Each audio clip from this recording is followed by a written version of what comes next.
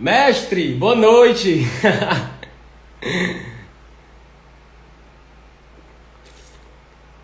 E aí, doutor, como é que tá? Esperando aqui os meninos pra comentar uma provinha da FCC.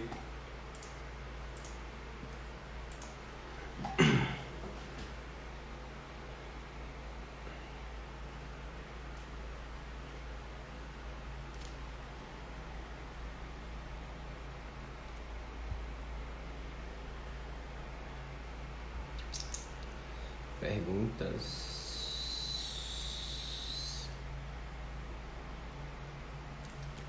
Tudo ótimo. Que honra, hein?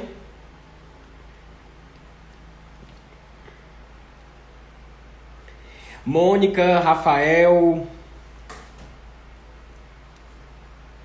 Gente, Fábio Lobo, o professor Fábio Lobo tá aqui, gente. Qualquer dúvida já sabe, né? Vão responder no chat. Ele mesmo responde, viu? Cleverton. Pessoal, o link tá, o PDF tá na bio, tá? Quem tá chegando, não sabe onde é que tá o material, já avisei mais cedo. O link tá disponível na bio. É uma provinha da FCC, tá? De 2019, de nível médio. Temos aí 8 questões. Umas questõezinhas até pesadinhas, tá? De LRF.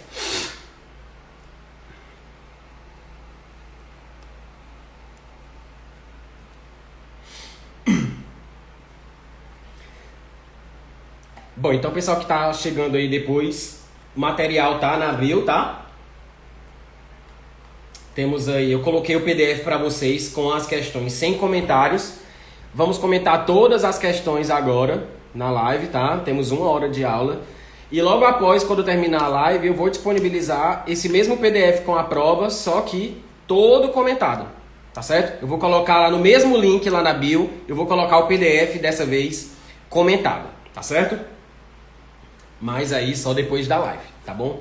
Todo mundo esperando quando terminar a live que eu coloco o PDF comentado, tá? Para vocês fazerem o download.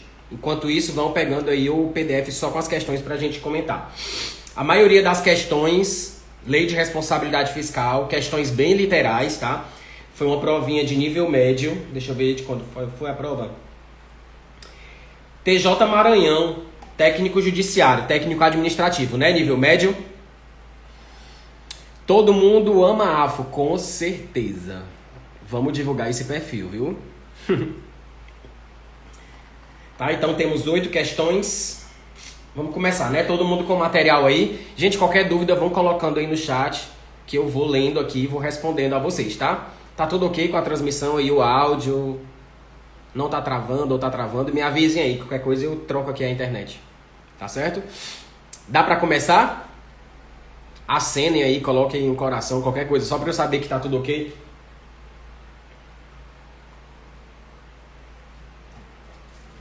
Vamos lá. Primeira questão. Provinha de 2019, tá, gente? Primeira. Considerando a legislação que rege os orçamentos públicos, em especial a Lei 4.320 e a Lei de Responsabilidade Fiscal, os restos a pagar, letra A, se materializam após a liquidação da despesa e passam a constituir despesa pertencente ao exercício subsequente, podendo ser cancelados se não houver receita para suportá-los. Gente, primeira coisa, os restos a pagar, né, são despesas empenhadas e não pagas, né, e elas vão ser inscritas aí em 31 de dezembro, tá? Então, quando a questão fala, o item fala assim, que se materializam após a liquidação, nem todos, gente. Nós temos os restos a pagar processados e os não processados, tá? Esses que foram liquidados são os processados, mas nós também temos os restos a pagar não processados, que são aqueles empenhados que nem sequer foram liquidados, tá certo? Então, 31 de dezembro vai haver aí a inscrição desses restos a pagar, tá certo? Então, questão letra A, errada. A letra B diz assim: devem ser cancelados ao final do exercício, sendo vedado o seu pagamento em exercício diverso daquele em que ocorreu o empenho da despesa. Pelo contrário, né, gente? O pagamento vai ser depois, vai ser no exercício posterior, tá? Vai ser uma despesa uma despesa orçamentária no exercício lá do pagamento, tá bom? Então a letra B está errada porque ele diz que devem ser cancelados. Não, gente. Nós temos a regra, né, para os liquidados, que dia 31 de dezembro, que são aqueles processados, a inscrição se dá aí no sistema de maneira automática. Dos não processados, não. Aqueles que não foram liquidados, que são os não processados, eles não têm a sua inscrição automática, tá? Então cabe aí ao ordenador de despesas fazer, né, o levantamento se ele se enquadra em algum dos casos previstos na legislação vigente. Para isso a gente tem o decreto 93872 de 86 e algumas portarias que alteraram ele, mais recente, tá certo? Então a letra B está errada porque ele diz que devem ser cancelados. A letra C diz o seguinte: constituem despesas não pagas no exercício em que foram empenhadas, as quais, para efeito do exercício subsequente, são consideradas despesas extra-orçamentárias. Exatamente, gente, porque é assim. No ano em que há a inscrição dos restos a pagar, lembrem-se, os restos a pagar eles são inscritos em 31 de dezembro. Qual é a condição para os restos a pagar? São aquelas despesas empenhadas. Se elas foram empenhadas em 31 de dezembro, na hora da inscrição, ou seja, no momento da inscrição dos restos a pagar, a gente tem uma despesa orçamentária. Por quê? Porque, de acordo com o artigo 35 da Lei 4.320, né, pertencem ao exercício financeiro quem? As despesas empenhadas. Então, no ano da inscrição, os restos a pagar são despesas orçamentárias. No ano do pagamento, despesas extra-orçamentárias. Então a letra C está correta. Pessoal que está chegando agora, tá? Felipe, João Batista, Samuel, Valnês. O material tá na bio, tá? O PDF. Letra D.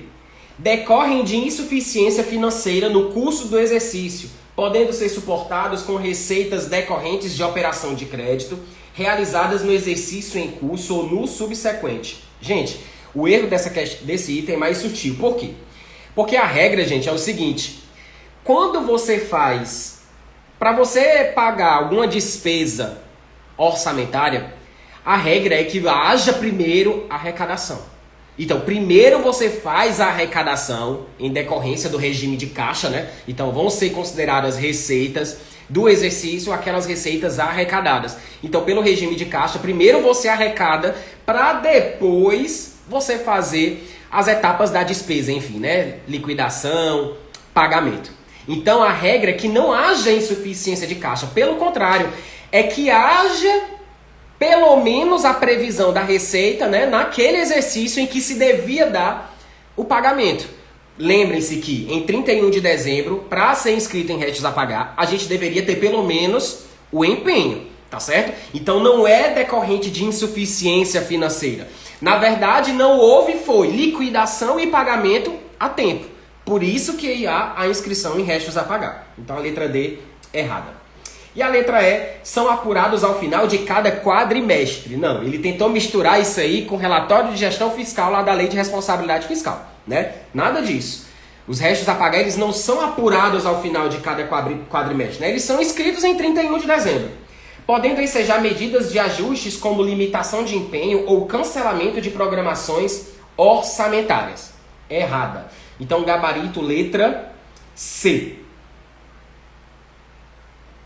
Eles são apurados em 31 de dezembro, tá, gente? Que é o momento da inscrição. Então, primeira questão, letra C. Questãozinha de restos a pagar, tá certo? Se tiver alguma dúvida, vão colocando aí que a gente comenta, tá? Segunda questão.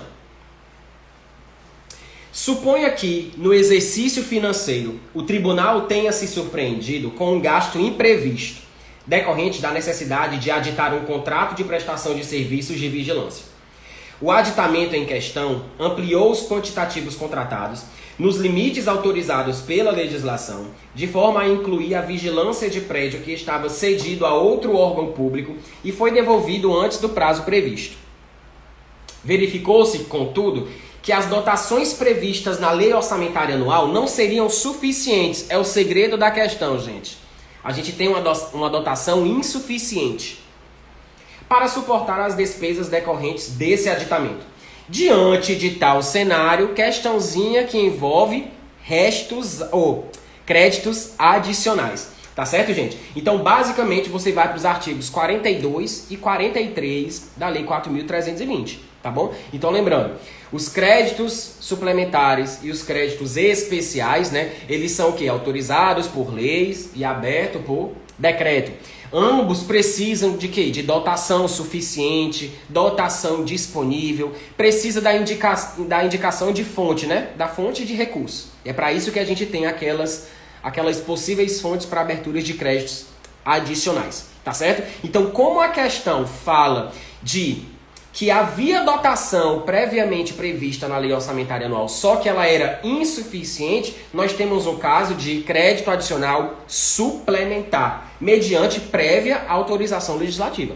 Lembrando que o único tipo de crédito adicional que não precisa dessa autorização legislativa a priori é o crédito extraordinário. Ele se dá mediante medida provisória e depois é que se dá o conhecimento ao Poder Legislativo. Até porque ele é, né, decorrência de medida calamitosa, de situação urgente, de guerra, tá certo? Então, tomem cuidado. O segredo da questão, primeiro é você identificar que é um caso de crédito adicional. Segundo, é você pegar no finalzinho no enunciado quando ele diz que havia dotação prevista na LOA, mas de maneira insuficiente. Então, se havia dotação, mas estava aquela dotação insuficiente, temos um caso de crédito suplementar, tá certo? O gabarito aí, gente, está na letra E, tá bom? Segunda questão, letra E.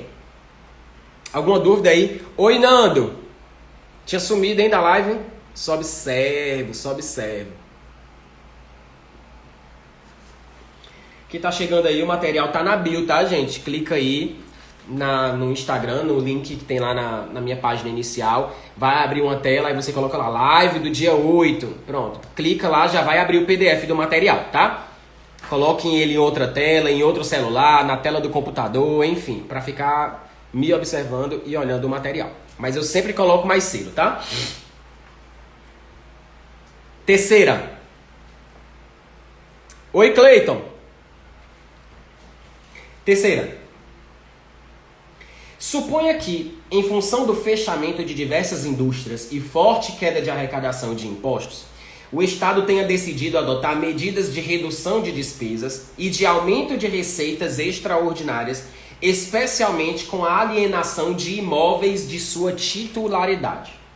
Considerando as disposições da Lei de Responsabilidade Fiscal relativas à gestão financeira e patrimonial, gente, questãozinha tranquila, que você não pode fazer uma prova de Lei de Responsabilidade Fiscal sem saber do artigo 44. Sempre quando cai gestão patrimonial, o artigo 44 ele é cobrado nas provas, tá certo? Então qual é a regra? É que você não pode aplicar recurso decorrente de alienação de ativos, né? Alienação de bens do poder público e aplicar em despesas correntes. Ressalvadas se essas despesas correntes estiver relacionada aos regimes de previdência. Aí sim, a gente vai poder fazer essa aplicação. É justamente o que diz o artigo 44 da Lei de Responsabilidade Fiscal. Então, qual é a regra? Vendeu bem, vendeu ativos do poder público. Aquela receita da alienação de bens, você deve, em regra, aplicar em despesas de capital. Ressalvada se essa aplicação for do pagamento de despesas relativas ao regime geral de previdência social, ou regime próprio, enfim.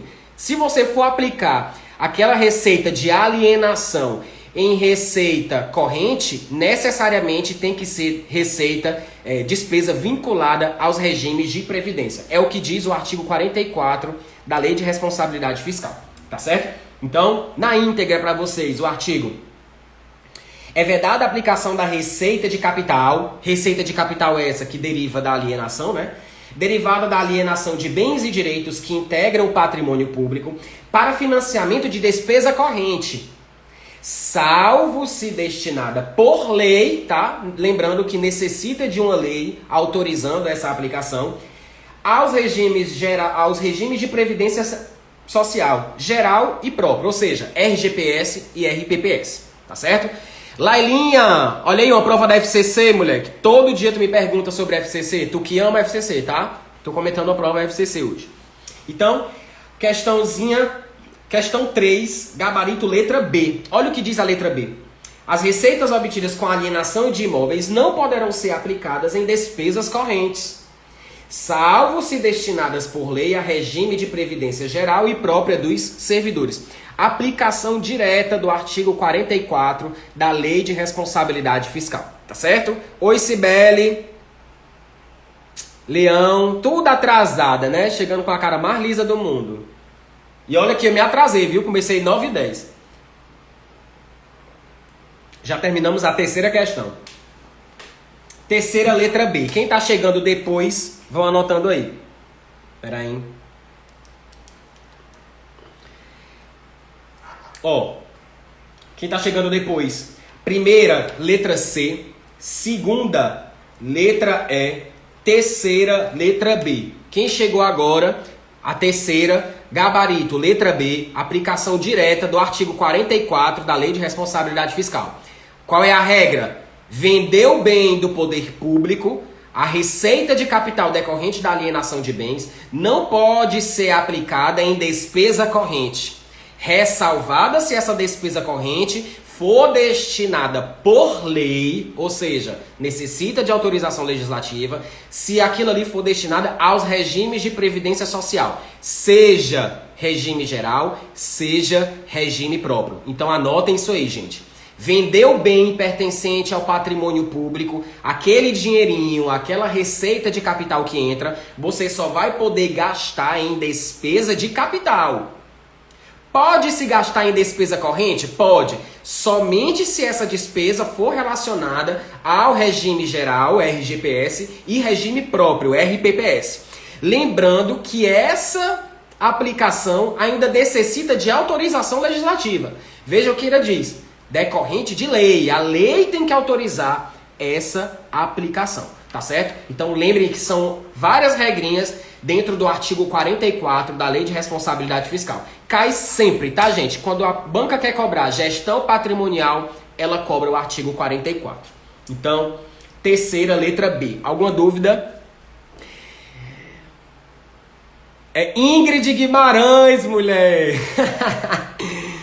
Toda aula aqui, né? Tô adorando. Nando, tu tá anotando, é? Ou tu tá só me tirando onda aí? Deixa estar, bichinho. Vou fazer arguição depois, tá? Quarta. Gente, as questões da FCC, você se assusta com o tamanho do enunciado. Então é o que eu sempre falo para os alunos, gente. Quando vocês estiverem estudando em casa e estiverem resolvendo questão FCC, vocês têm que terminar o enunciado sabendo pelo menos 70% da questão. Ou seja, você tem que saber qual é o assunto da questão e você já deve imaginar qual é o gabarito antes de ler. Tá? Porque a FCC ela costuma trazer uma historinha. E você vai lendo, vai lendo, vai lendo. Quando chega no final do enunciado, se você simplesmente fizer uma leitura por fazer, você já não sabe mais nem do que a questão está tratando. Então é você lendo e já ir procurando o assunto, já ir procurando as palavras-chave. As questões da FCC, elas não são complicadas. Elas são mais literais do que as provas da CESP. Podem ter certeza que as questões da FCC, elas são totalmente literais na frente das questões da CESP. Mas ela te vence no cansaço. São textos longos, são enunciados enormes e às vezes elas pegam cada item e colocam um tópico diferente. Até agora não. Até agora a gente está pegando questões em que todos os itens trabalham com o mesmo escopo de aplicação da Lei de Responsabilidade Fiscal. Mas podemos ter questões em que cada item traz um assunto diferente. Isso acontece mais com CESP e múltipla escolha. Tá certo? Mas assim, de longe, prova da FCC, ela é totalmente literal, tá? Na frente da questão CESP, literalidade da lei. Vamos para a quarta.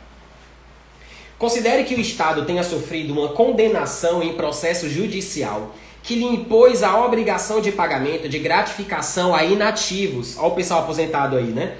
Nos moldes concedidos a servidores ativos, ou seja, o Estado sofreu uma condenação em que ele vai ter que pagar determinada gratificação que o pessoal que está na ativa já recebe. Vai ter que ampliar também para os inativos.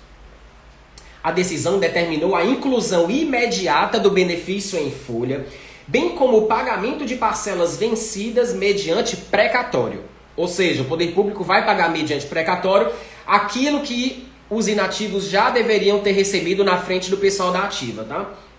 No momento da elaboração da LOA, o Estado já tinha conhecimento da referida ação judicial, ou seja, já existia uma demanda judicial em curso, ele só não tinha era certeza se ia perder ou não, ou seja, se aquela ação deveria ou não ser executada contra a União. O Estado já tinha conhecimento da referida ação judicial e de seu potencial impacto, porém não havia certeza da decisão desfavorável e em que momento seria proferida. Diante de tal situação descrita, então, gente, você já tem que terminar sabendo que essa questão está trabalhando com o quê? Demanda judicial em que o Estado já tinha conhecimento dessa demanda, mas ele não tinha certeza se ele ia, né, se ela ia ser julgada procedente, ou seja, se o Estado ia ser obrigado a pagar aquela indenização ou não, mas ele já tinha conhecimento. Ou seja, o Estado ele já deve ter, né, se prevenido antes. Em que momento e qual instrumento o Estado usa para se prevenir com determinados passivos contingentes? Ou seja, processos de demandas judiciais em curso, dívidas em fase de reconhecimento, avais e garantias concedidos.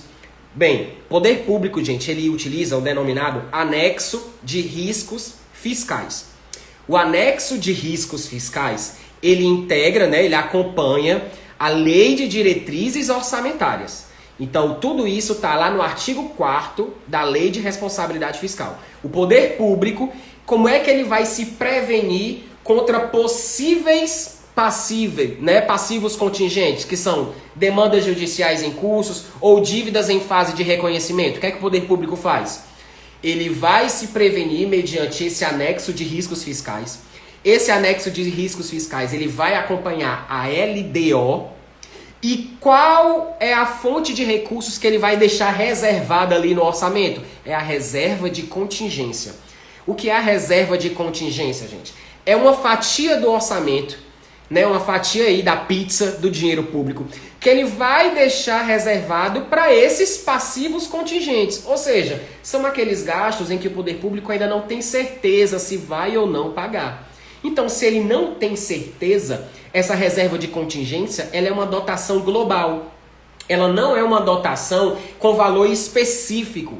Por isso que ela é exceção ao princípio da especificação. Então, se você pegar a Lei de Diretrizes Orçamentárias, você vai ver lá. A reserva de contingência vai ser determinada com base em 0,2% do orçamento fiscal. Pronto. Ele não diz qual é o valor, ele diz qual é a porcentagem. Tá? Lembrando que o anexo de riscos fiscais, ele vai ser acompanhado, né? Ele vai acompanhar, na verdade, a Lei de Diretrizes Orçamentárias, mas a reserva de contingência, ela vai ser, né, atribuída dentro da LOA.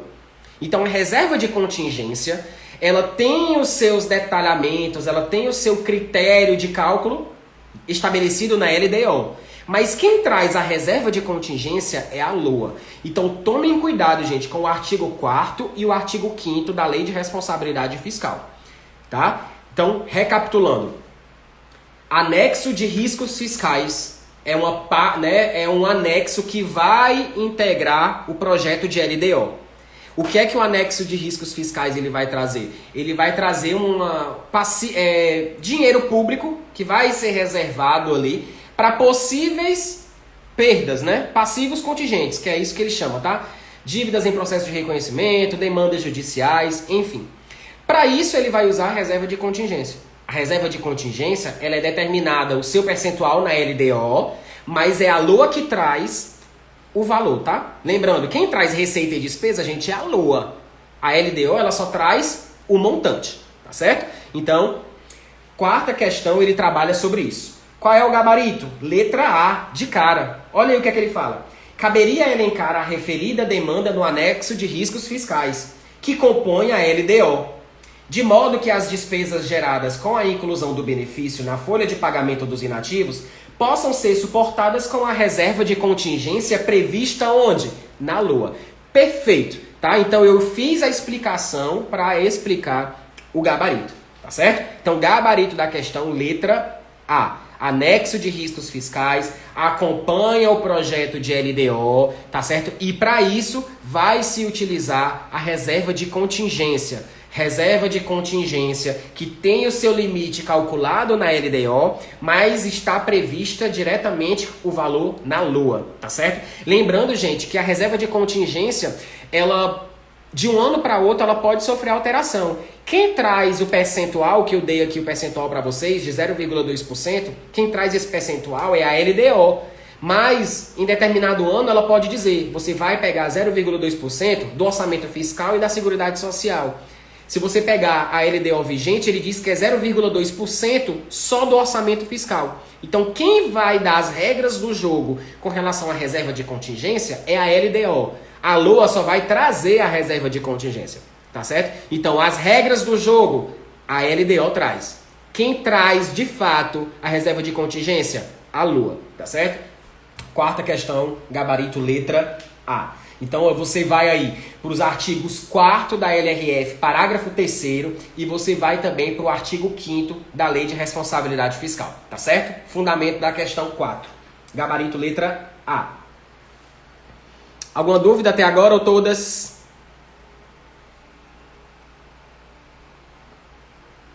Olha o tamanho da minha barba, gente. Meu Deus do céu. Dá pra capinar aqui. Quinta.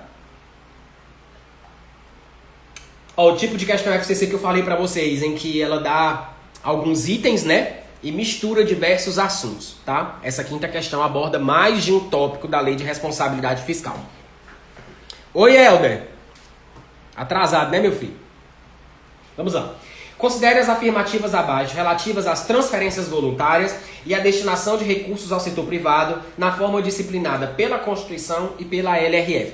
Gente, toda prova que cai transferência voluntária ou destinação de recursos para o setor privado, eu sempre falo, gente, quando você estiver estudando a LRF, você tem que estudar o artigo 25 e estude logo o 26, porque é incrível. Sempre quando cobra transferência voluntária, a questão depois é destinação de recursos para o setor privado, quando é CESP. Quando é FCC, ela pega uma questão e coloca alguns tópicos de transferência voluntária e de destinação de recursos para o setor privado, tá? São bem simples. A gente só precisa ter noção de dois artigos, artigo 25 e artigo 26. Isso, eu vou colocar no YouTube, tá? Ainda hoje. Então vamos lá. Inciso 1.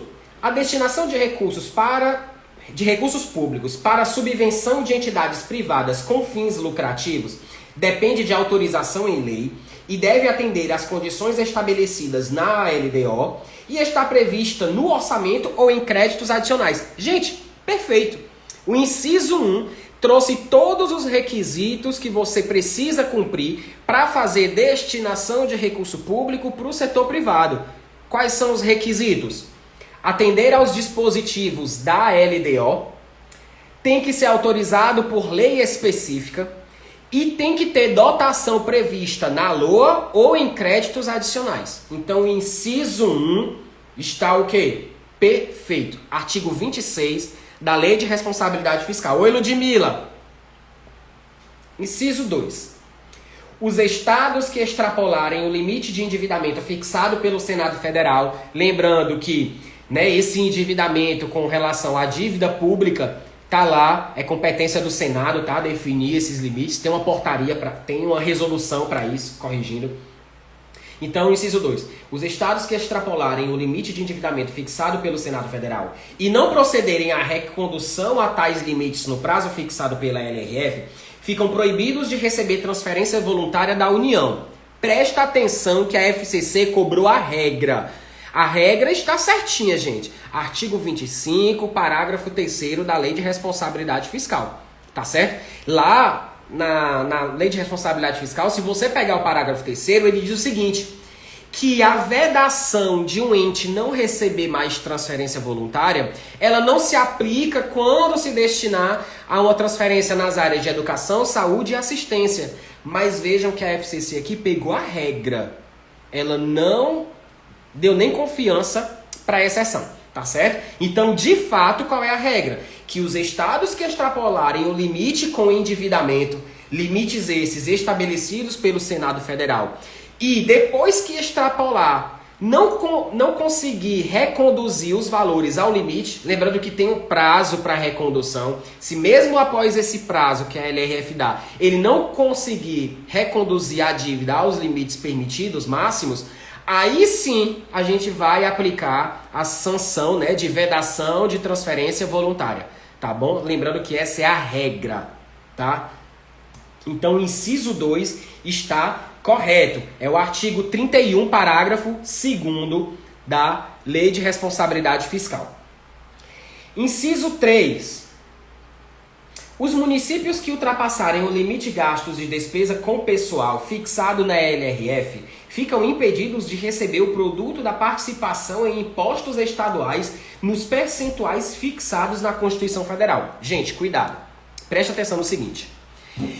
Quando os limites são extrapolados e a LRF dá um prazo para que aquele limite seja reconduzido, depois que passar esse prazo é que a gente vai aplicar a sanção de transferência, de vedação às transferências voluntárias. Mas essa sanção, gente, só se aplica à transferência voluntária. As transferências obrigatórias, que são aquelas transferências destinadas diretamente na Constituição Federal, né? Os fundos de participação dos estados, os fundos de participações dos municípios, as repartições tributárias de um ente para outro, tá? Então aqueles tributos em que o ente arrecada e que parte daquela arrecadação deve ser transferida para outro ente, isso é transferência obrigatória. Isso não vai sofrer, não vai entrar no conceito de transferência voluntária. A sanção só vai incidir sobre as transferências voluntárias, tá? Então o ente pode estar todo quebrado, endividado, veaco, não está pagando a quem está emprestando, mas mesmo assim, se for uma transferência obrigatória, ele recebe. A vedação vai incidir diretamente sobre as transferências voluntárias. E na letra, né, no inciso 3 da questão 5, ele diz que estaria impedido de receber transferência obrigatória. Não, transferência voluntária. Isso, os fundos de participações, tá? Então, temos aí inciso 1 correto, inciso 2 correto, inciso 3 errado, gabarito letra D, 1 e 2. Alguma dúvida aí? Podemos para a sexta. Sexta, para mim, a questãozinha mais pesada dessa prova, porque são daqueles benditos artigos que pouca gente lê. Do artigo 30 ao artigo 40 da Lei de Responsabilidade Fiscal, ou você não lê, ou você lê e não dá importância. Quando cai na prova, você vê, vixe, esqueci, né? São justamente aqueles dispositivos que tratam de operação de crédito, vedações no que diz respeito a operações de crédito, tá? Então tomem cuidado. Artigo 30 ao 40 da Lei de Responsabilidade Fiscal. A gente vai comentar item a item e eu vou dar a fundamentação para vocês, tá? Sexta. De acordo com a disciplina estabelecida pela Lei de Responsabilidade Fiscal para a dívida e endividamento dos entes públicos, letra A, é vedada a aquisição por estados e municípios, bem como por entidades integrantes da administração indireta de ambos, títulos da dívida pública emitidos pela União. Gente, tá errado. Onde é que está a fundamentação dela? Artigo 35, parágrafo 2º da Lei de Responsabilidade Fiscal. Qual é a regra? Se você pegar o caput do artigo 35, ele vai dizer que é vedada a realização de operação de crédito de um ente da federação, mesmo que por intermédio de sua administração direta, de uma autarquia, de uma fundação mantida por ele, e outro ente. Mas isso não impede que estados e municípios comprem títulos emitidos pela União para fazer reserva, tá certo? Então, o que é vedada é a operação de crédito entre um ente da federação e outro, mesmo que por intermédio de sua administração indireta. Isso não impede um estado e um município de adquirir títulos emitidos pela União.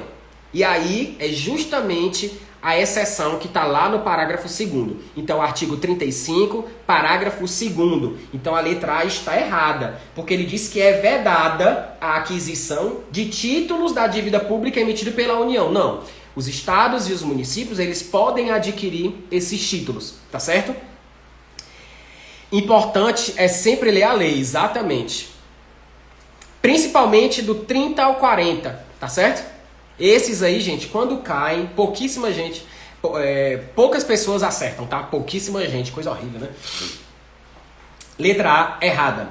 Letra B. São expressamente vedadas as operações de crédito por aro. Errada, né, gente? Antecipação de receita orçamentária. Não é vedado, não. É permitido pela Lei de Responsabilidade Fiscal. Tem uma série de requisitos. Só podem ser abertas a partir de 10 de janeiro. Tem que ser quitadas até 10 de dezembro. Tem toda a questão de um prazo a ser obedecido, tá certo? Para isso, você vai lá para o artigo 32 e para o artigo 38 da Lei de Responsabilidade Fiscal. Lembrando que as AROs são receitas extra-orçamentárias e quando são resgatadas, né, quando você faz o pagamento aí, que se chama débito de tesouraria, são despesas extra-orçamentárias. Lembre-se, antecipação de receita orçamentária é receita extra-orçamentária e despesa extra-orçamentária. Não estão vedadas, elas são utilizadas justamente nos casos de insuficiência de caixa. Então, letra B, errada. Fundamentação, artigo 32 e artigo 38 da LRF. Letra C. As operações de créditos contraídas por estados devem obrigatoriamente contar com contragarantia da União. Gente, cuidado. O erro dessa questão é só a palavra deve. Não é deve, é pode. Cuidado que nem toda operação de crédito em que o estado vá fazer com algum organismo nacional ou internacional precisa ter garantia da União. Garantia ou contragarantia. Não. Podem. O que é que a União geralmente faz? Quando ela vai conceder uma garantia, ela exige uma contragarantia. O que é a contragarantia? É um valor que o Estado que está sendo garantido vai deixar meio ali que reservado para ele, né? Ou seja, é a garantia da garantia. Lembrando que pode-se utilizar para essa contragarantia recursos de arrecadação de impostos. Olha a exceção ao princípio da não afetação das receitas de impostos, tá? Lembrando que a regra é que os impostos, eles não podem ser vinculados a determinado tipo de gasto, fundo ou despesa, ressalvadas as trazidas pela própria Constituição, né? Gastos com saúde, gastos com educação, aos fundos de participação, garantia, contra-garantia da União, tá certo? Então a letra C está errada porque não é obrigado a União conceder garantia para que o Estado faça uma operação de crédito. Não, ele pode, tá? Não é obrigatório. Então não é deve, é pode. Lembrando que quando a União vai fazer essas operações, né, de ser garantidor, ela vai exigir uma contragarantia, tá bom? Lembrando que, para efeito de contragarantia, pode ser vinculado lá na origem receitas de impostos. É justamente a exceção ao princípio da não afetação de receitas, tá certo? Doses de finanças. Estava assistindo a novela, demorou. Letra C errada. Fundamentação, artigo 40 da Lei de Responsabilidade Fiscal. Oi, André. Tudo bom? Letra D. É vedada a concessão de garantia à operação de crédito contraída por município, inclusive mediante vinculação do produto da participação nos impostos estaduais. Justamente o que eu acabei de comentar, gente. Não é vedado a concessão de garantia. Pode. Não é obrigatório. Então, pode ser concedida a garantia, pode ser exigida a contragarantia. Lembrando que nos casos de garantia e contragarantia, vale, né, a exceção à regra do princípio da não afetação das receitas de impostos. Está previsto na própria Constituição Federal. Então, letra D, errada. Letra E. Integram a dívida consolidada os precatórios judiciais não pagos durante a execução do orçamento em que foram incluídos. Gente, perfeito! É o artigo 30, parágrafo 7º da Lei de Responsabilidade Fiscal. Gente, quando cai essa questão, o parágrafo 7º sempre é cobrado nos itens, tá certo? Então lembre-se, gente, os precatórios, né, em que não tiverem sido pagos naquele exercícios, eles vão ser incluídos na dívida consolidada da União. Artigo 30, parágrafo 7. Helder Holanda está perguntando, a exemplo das áreas estão as calções, os depósitos, tá certo? As consignações, tá certo? Tudo aquilo que tem caráter transitório, né? Sujeito à devolução posterior, vai entrar aí nas despesas extra-orçamentárias ou receitas extra-orçamentárias, tá certo? Emissão de papel moeda, tá tudo lá no artigo 3º, parágrafo único, viu, Helder? Artigo 3º, parágrafo único da Lei 4.320, não é da LRF. Mas o exemplo que você deu tá certo, tá? Então, questão 6, para mim a mais pesada dessa prova, letra E. Lembrando, gente, que é uma prova de nível médio, tá? Essa prova foi bem pesada. TJ do Amazonas, assistente financeiro, né? É assistente financeiro? Tá lá no começo da prova, o cargo, qual é? Técnico judiciário. Não, é técnico administrativo. Não é assistente financeiro, não. Assistente financeiro é outra prova que eu tô pensando em comentar na outra semana, tá? Mas é uma prova de nível médio, do TJ Maranhão. 6ª questão, letra E. 7ª. Vai dar tempo, ó. Bem certinho. Wellington. 7ª. Uma questão tranquila pra gente dar uma respirada, né? Entre os princípios orçamentários apontados pela doutrina, presentes no regramento constitucional e legal relativo à matéria, insere-se, gente, pelo amor de Deus, ele trouxe aí 4 princípios bem aleatórios, trouxe princípio lá da contabilidade e lá na letra E ele trouxe a definição de princípio da universalidade. Né? O que é que diz o princípio da universalidade? A lei do orçamento deve conter todas as receitas e todas as despesas dos poderes públicos. Tá certo? Então, cada ente vai elaborar a sua lei orçamentária anual e nela vai ter que ser incluída todas as receitas e todas as despesas. Princípio da universalidade. Não confundam com o princípio da unidade ou totalidade, tá certo? Em que cada ente vai ter um único orçamento, tá bom? Então, não confundam universalidade com unidade ou totalidade. Geralmente é o que mais confunde nas questões de princípio da FCC, tá certo? A Leão está comentando que as de nível médio são mais difíceis que para superior. Muitas provas, sim. Viu? Às vezes, nem a questão, o conteúdo da questão em si, mas a própria concorrência. Às vezes, né? Então, às vezes, por exemplo, TRF5 mesmo, prova que eu fiz, tá? Em 2017. Eu fiz as 2 provas. De manhã eu acho que eu fiz a prova de técnico e à tarde eu fiz a prova de analista.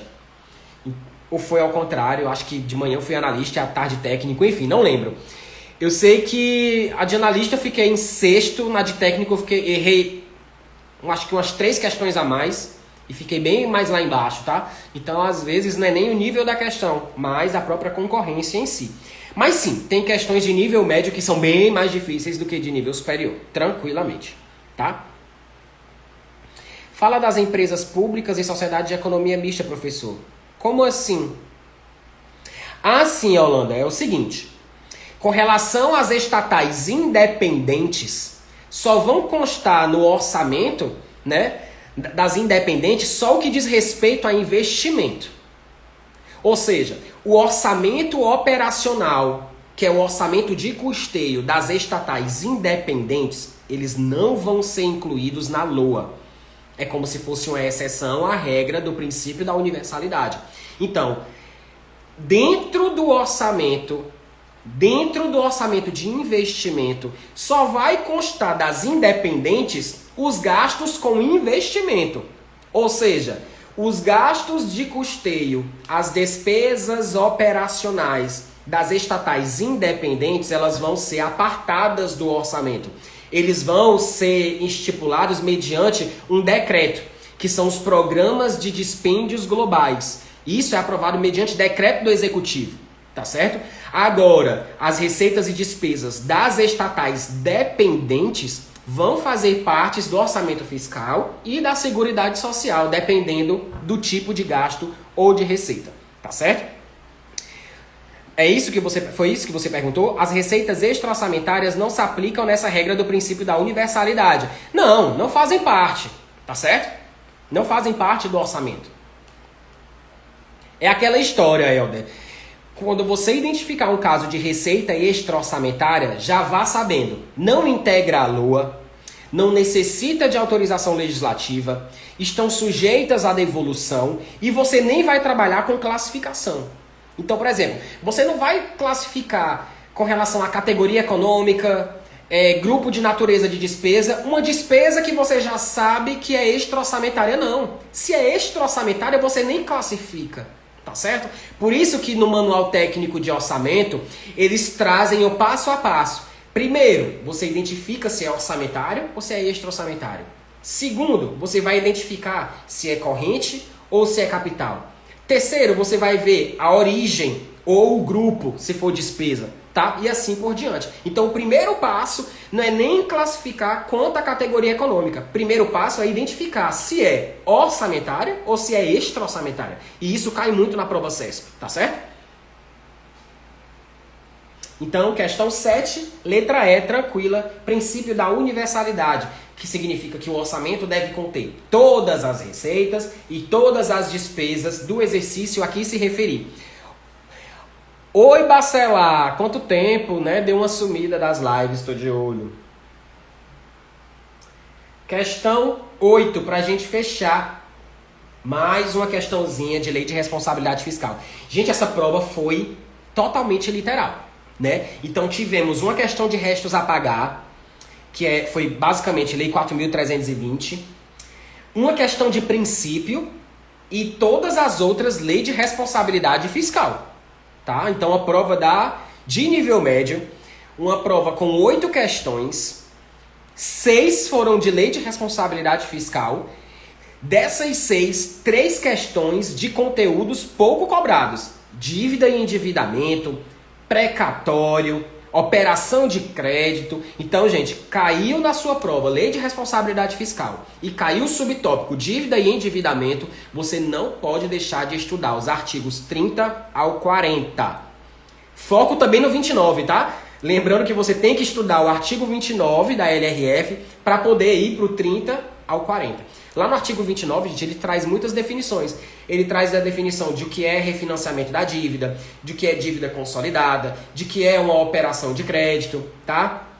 Então não deixem de estudar artigo 29 ao 40 da Lei de Responsabilidade Fiscal. Se a sua banca cobrar no edital, Lei de Responsabilidade Fiscal, subtópico dívida e endividamento, tá certo? Edivânia, Dionísio, boa noite. Vamos para a 8ª.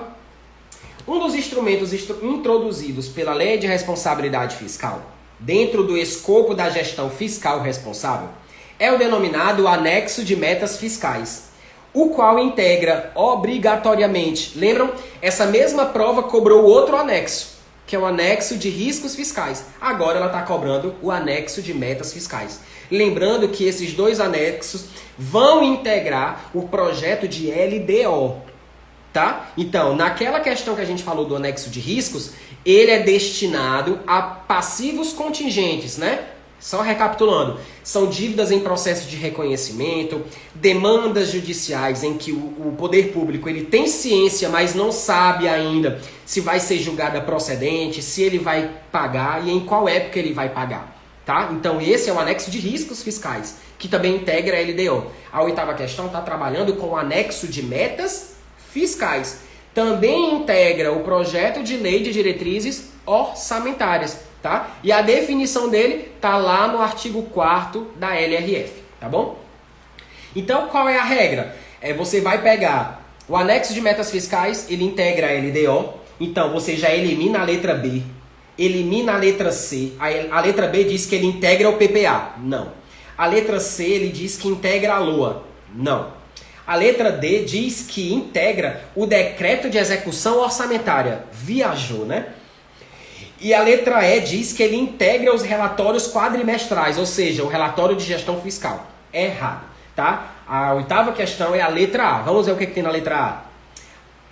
Que o anexo de metas fiscais integra a LDO, englobando metas de receita, despesa, resultado nominal, primário, montante da dívida pública. Lembrando que é para o exercício em que vai entrar em vigor e mais 2. Então é por isso que a gente fala que O anexo de metas fiscais, ele trabalha com algumas metas trienais, porque é para o exercício em que vai entrar em vigor e mais 2. Lembrando que esse anexo de metas fiscais ele vai trabalhar com receita, despesa, resultado nominal e primário e montante da dívida pública.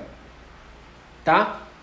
Exatamente, Helder. Receita, despesa, resultado nominal, resultado primário e montante da dívida pública. Além disso, ele vai trabalhar também com os regimes atuariais, RGPS, RPPS, os fundos, o FAT, tá certo? Tudo isso tá lá no artigo 4º da Lei de Responsabilidade Fiscal. Então lembrem-se, anexo de metas fiscais, anexo de riscos fiscais e ainda tem um anexo específico, né, que vai trabalhar com as políticas fiscais, políticas cambiais. Esses 3 anexos, eles integram o projeto de lei de diretrizes orçamentárias, LDO, tá certo? Então, questão 8, letra A. Gente, alguma dúvida? Lembrando que, quando encerrar essa live, eu vou lá no link que eu deixei para vocês do material, eu vou tirar o PDF sem comentários e vou subir, né, vou upar o material todo comentado dessas questões. Não coloquei antes porque senão ninguém vinha pra live, né? Ia baixar o PDF todo comentado e não ia nem olhar pra minha cara. Então agora que a live tá terminando, daqui a pouco eu vou tirar o PDF sem comentários e vou colocar o PDF todo comentado. As 8 questões comentadas item por item, tá certo? Alguma dúvida, gente, nessa prova? O que vocês acharam? Difícil? Fácil? Deu para acompanhar quem está olhando o material aí? Eu achei uma prova pesada. Para nível médio, muito literal. Eu não digo pesada em dificuldade. Eu digo de literalidade. Tá? Muita letra de lei da Lei de Responsabilidade Fiscal.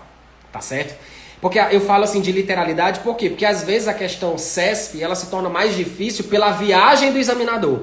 Às vezes é um assunto bobo, é um princípio, é uma doutrina específica que você fica em dúvida porque realmente é difícil. Você nunca leu, você não teve contato com aquele dispositivo, com aquela passagem, com aquele trecho. As da FCC não, elas são literais. Então essa prova ela se tornou pesada porque ela cobrou artigos pouco usados, os artigos que pouca gente estuda, que geralmente que você pula, né? Então muita gente sai do 26 e pula lá pro 48, vai pra transparência, né? Não tá nem aí pra operação de crédito, dívida e endividamento, e a prova fez justamente isso, tá? Porque elas sabem quais são as fraquezas de vocês. Lembrando, gente, que muitos examinadores ainda estudam para concurso, tá? Então, eu sei porque eu conheço examinador de banca e tem muita gente que ainda estuda para concurso, tá? Então, cuidado. Então, alguma dúvida? Essa live vai ficar salva aqui nos stories até amanhã. Vou baixar o vídeo também e vou colocar no YouTube, tá? No YouTube eu coloco o vídeo completo. Coloco também o PDF na descrição do vídeo. Por favor, gente, quem tá aí assistindo a live, dê uma forcinha lá, vá lá no meu canal do YouTube, se inscrevam, compartilhem aí, avisem a quem vocês conhecem, tá? Eu tô sempre postando as minhas lives lá.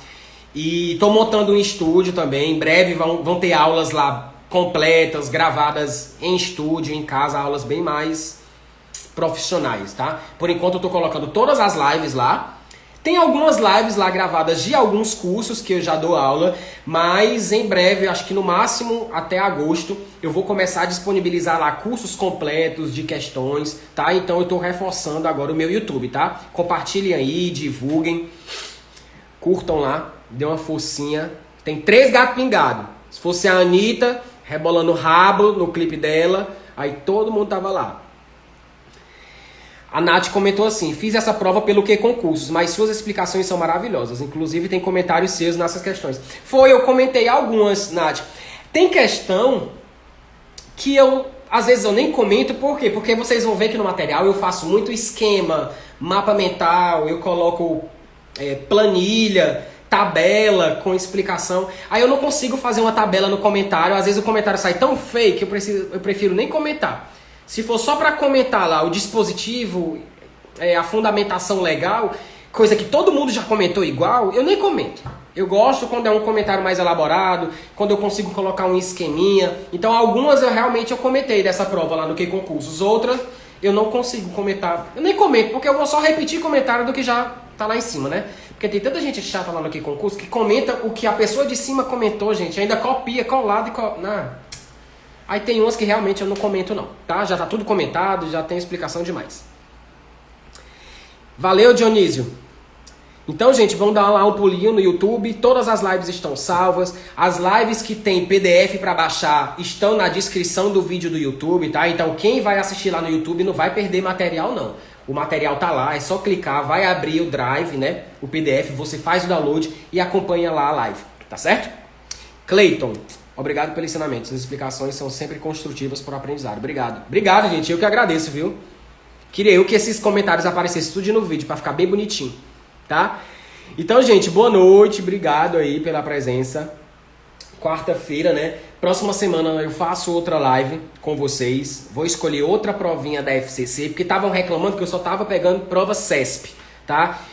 Vou trazer outra questãozinha da FCC, outra prova da FCC, tá? Peguei uma prova bem interessante da FCC, Ministério de Minas e Energia. Quem tiver curiosidade, foi uma prova que teve nada mais, nada menos do que 28 questões de AFO. Lembrando, prova de nível médio, assistente financeiro, Ministério de Minas e Energia, prova CESP, prova de 2013, múltipla escolha, 28 questões de AFO. Tô comentando essa prova, provavelmente eu faço uma live para comentar essa prova, tá certo? Mas aí vão ser umas 3 lives, né? Porque prova de múltipla escolha da CESP, 28 questões, enunciados grandes, eu não vou conseguir terminar em uma live só, tá bom? Então beijo, obrigado pela participação e vão lá no YouTube e dê uma forcinha lá, tá? Boa noite.